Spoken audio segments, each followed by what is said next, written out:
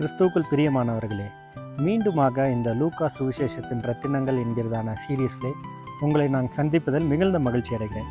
இந்த வீடியோவில் கூட நம்ம லூக்கா 2வது அதிகாரத்தில் இருக்கிற 3 நபர்களை குறித்ததான காரியத்தை நம்ம பார்க்கலாம்.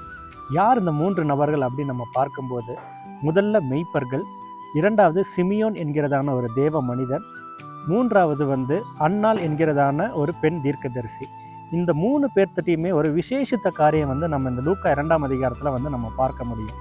முதல்ல விசேஷித்த காரியம் என்ன நம்ம பார்க்கும்போது, இந்த மெய்ப்பர்கள் தான் முதல்ல தேவனுடைய சங்கதியை பிரசித்தம் பண்ணுறாங்க. அதாவது தேவதூதர் இந்த மெய்ப்பர்களுக்கு தான் முதல்ல கிறிஸ்து பிறந்தது அப்படின்ற ஒரு நற்செய்தியை தேவதூதர்கள் முதல்ல அந்த மெய்ப்பர்களுக்கு தான் அறிவிக்கிறாங்க.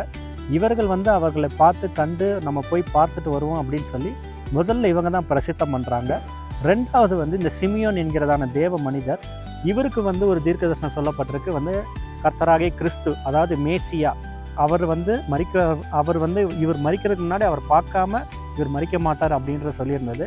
இவருமே இயேசு கிறிஸ்துவ குறித்ததான முதல் காரியங்கள் ஒரு சில வசனங்களில் அவர் பிரசித்தம் பண்ணுறாரு.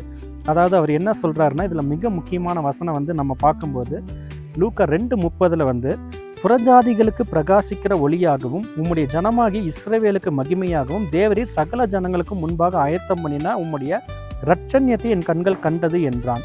அப்போ முதல்ல இவர் சொல்லும்போது, புறஜாதிகளுக்கு பிரகாசிக்கிற ஒளியாக உம்முடைய ஜனமாகி இஸ்ரவேலுக்கு மகிமையாகவும், அப்போது இஸ்ரவேல் ஜனங்களுக்கே 2வது காரியமாக தான் இயேசு கிறிஸ்து பார்க்கப்படுகிறார் அப்படின்ற காரியம் யூதராகி இவரே சொல்கிறார். அப்போ எவ்வளவு கிறிஸ்து யூதர் அல்லாத மக்கள் மேலே எவ்வளோ பிரியம் கொண்டிருக்கிறார் என்பதை இந்த வார்த்தைகள் மூலமாக புரிந்து கொள்ள முடியும். அடுத்தது 3வது நபர் ஒரு விசேஷித்த பெண் தீர்க்கதரிசி ஆவார்கள். இவர்கள் தான் புதிய ஏற்பாட்டில் குறிப்பிடப்பட்டிருக்கிற முதல் பெண் தீர்க்கதரிசி ஆவார்கள்.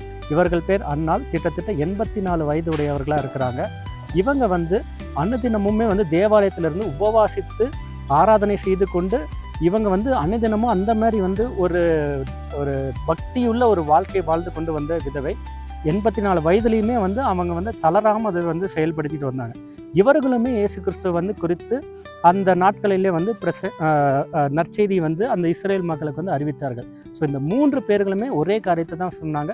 இயேசு கிறிஸ்துவனுடைய பிறப்பை மற்றவர்களுக்கு அறிவித்தார்கள்.